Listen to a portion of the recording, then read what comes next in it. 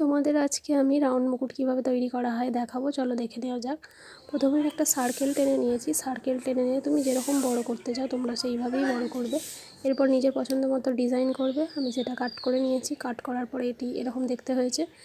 এরপর আমি থার্মোকলের প্লেটের উপর ডিজাইনটা বসিয়ে নেবো। বসিয়ে নেওয়ার পর এইভাবে পেন্সিল দিয়ে এঁকে নেব। এটা দেখতে হয়তো তোমাদের অনেকে পেন মনে হবে, কিন্তু এটা মাইক্রোটিক পেন্সিল দিয়ে আমি এঁকেছি, যাতে জিনিসটা সরু যেখানটা আছে সেখানটা সেরকমভাবেই ডিজাইনটা করা যায়।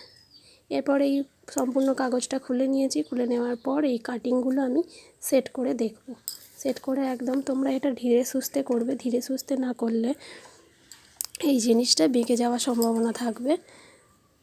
তোমরা বিভিন্ন পার্টে কাটতে পারো। আমি এখানে 3টে পার্ট করে নিয়েছি। চলো এই জিনিসগুলো এবার আঠা দিয়ে জুড়ে নেওয়া যাক। জুড়ে নেওয়ার পর জিনিসটা কেমন দেখতে হয়েছে সেখানে ফিরে আসছি।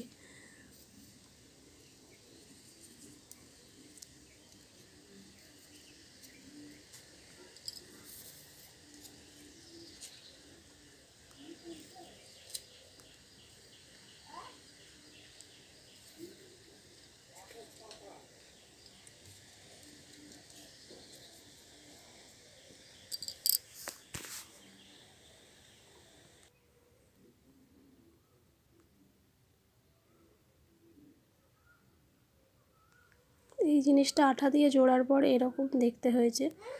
এরপরে আমি একটা গোল রাউন্ড কেটে ওর ওপর দিয়ে আবার লাগিয়ে দিয়েছি, সেটা ভিডিওতে আর দেখানো হয়নি। এরপর আমি এখানে দেখো একটা সাদা সুতো লাগাচ্ছি, যেটা বিভিন্ন রসকর্মার দোকানে যেখানে মুকুট পাও তোমরা সেই জায়গায় জিনিসটা পেয়ে যাবে। এই দড়িটা লাগানোর পর দেখো জিনিসটা এরকম দেখতে হয়েছে। এখানে আমি 2 ধরনের দড়ি ব্যবহার করেছি। একটা সিলভার জড়ি, যেটা আর আমার ভিডিও করে দেখা হয়নি, আমি পরে তোমাদের দেখিয়ে দিচ্ছি। এখানে থার্মোকলের আরও অন্য প্লেট নিয়েছি, যেগুলো বেঁচে ছিল।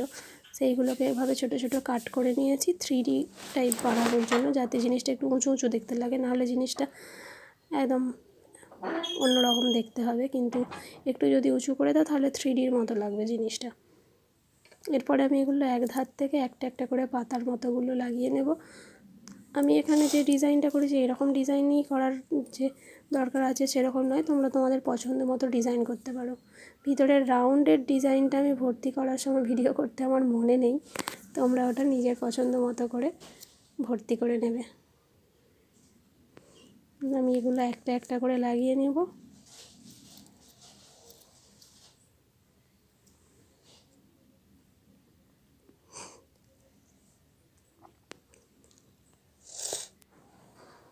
দেখো জিনিসটা কাছ থেকে কত সুন্দর দেখতে হয়েছে।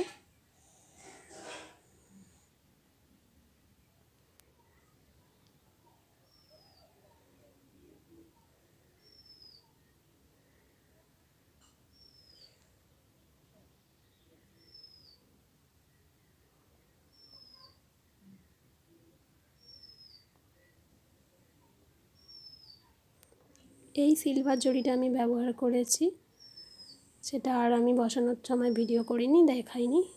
দেখো ফাইনালি এই জিনিসটা দড়ি লাগানোর পর হয়েছে। এরপর আমি মতিগুলো বসিয়ে নেব।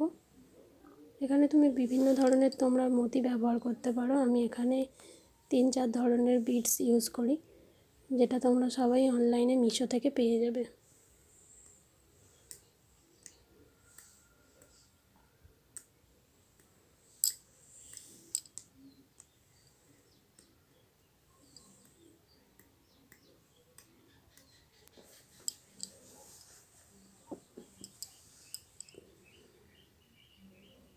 মতিটা বসার পর এই জিনিসটা এরকম দেখতে হয়েছে।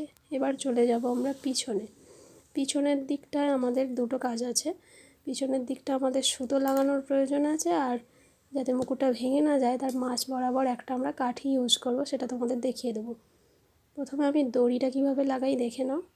দড়িটা তোমরা যেভাবে রাউন্ড শেপের মুকুট রাউন্ড করে আঠাটা লাগিয়ে নেবে। আঠা দেওয়ার পর তোমরা এইভাবে দড়িটা আস্তে আস্তে গোল করে জুড়ে দেবে।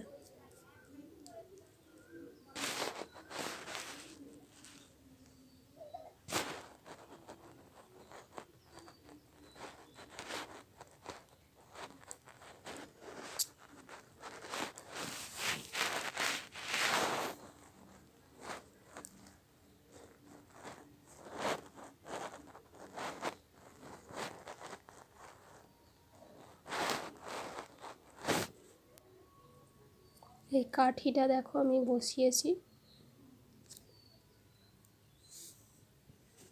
যাতে মুকুটটি ভেঙে না যায়। ফাইনালি আমার মুকুট রেডি। দেখো তোমরা কেমন হয়েছে তোমরা প্লিজ কমেন্ট করে জানিও, এবং চ্যানেলটা আমার সাবস্ক্রাইব করে দিও। এ ধরনের আরও মুকুটের ভিডিও পাওয়ার জন্য চ্যানেলটা অবশ্যই করে সাবস্ক্রাইব করো। দেখা হবে পরের ভিডিওতে। টাটা।